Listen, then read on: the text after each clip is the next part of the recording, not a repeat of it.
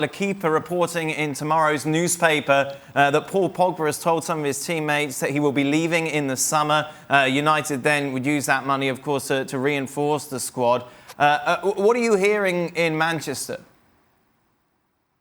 Well, the word from United remains and has always been that Pogba's not for sale. But that's the kind of the public word. I think privately, I think they'll look at it and realise that if they can get the money back on Pogba and more, maybe £140 million, which, you know, I think is way over what he's worth, but that's the current market, then I think they take it, because you've got to look what he gives to this team. Do you build the team around Paul Pogba? Does Ole Gunnar Solskjaer build the team around Paul Pogba? Well, you need a lot of special players to play with Paul Pogba, and I think he's a sort of player that they could offload and make a profit on and start again, because I just think, as I said earlier, that Pogba is a good player, he's a talent, and he's scored a lot of goals this season, he made a lot of assists, but when United need him most, he's not there. And for United to rebuild, they need players that they can rely upon, and players with less ability maybe, but more heart and more kind of commitment to the team. Because the one thing that I've never seen Pogba do is sacrifice himself for a teammate. He's quite a selfish player. He's not a team player.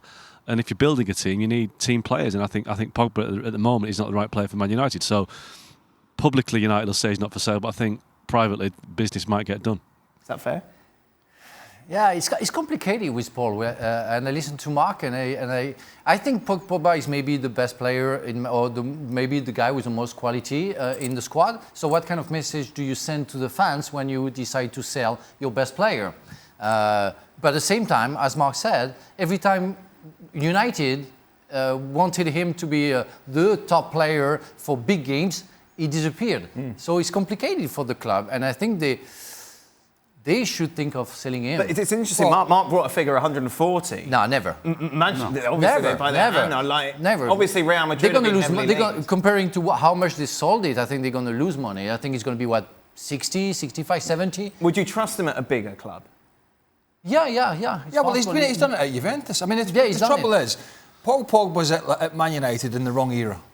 Paul Pogba was perfect for some of the teams that Sir Alex had that were super dominant. Right. And had people like Keane and Giggs and Beckham and grafters in there and Paul Scholes, and he could go and do his little bits and pieces, and every now and again they dig him out. And nobody digs him out at this club. The other side of the coin is he likes to go to places like Juventus where they're super dominant and he's got all these guys around him and he can just do his bits and pieces. As Augie said, he hasn't got that luxury in this team, because it isn't good enough, so he has to have other facets to his game. So surely United have to take the positive approach and say, OK, we know that this guy Pogba, who's meant to be our main man, when he's surrounded with better players, he produces. How about we go and get players to stand next to him and play with them? Instead of get rid of Paul Pogba. Number one, you send the wrong message to the fans.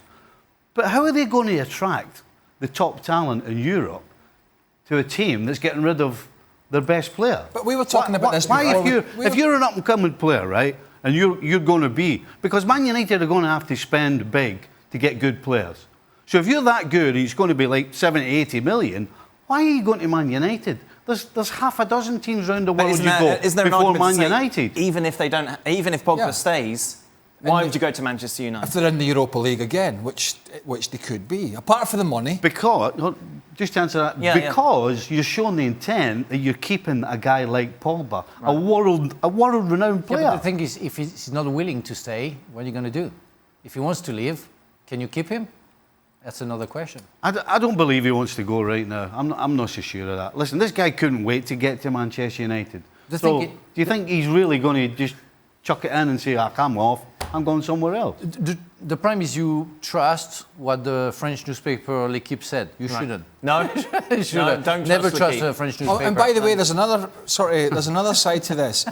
We've done that at the start. As much as the money and the talisman is Pogba behind us as an issue, it is far from the only issue that Solskjaer and Man United have. There is way more.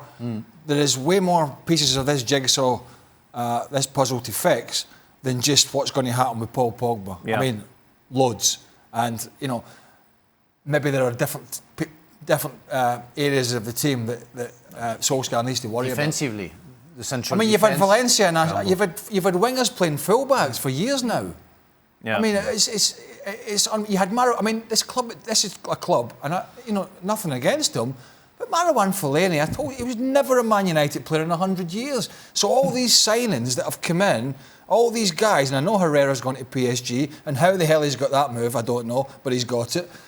And all these guys have come in, and they're just such a downgrade on where the club were over the years of the success of the end of Sir Alex Ferguson. To try and patch that quilt all together again is going to be a long, long job. Final word on this with you, Mark. When it comes to the start of next season, what does your gut say? Will Paul Pogba be a Manchester United player?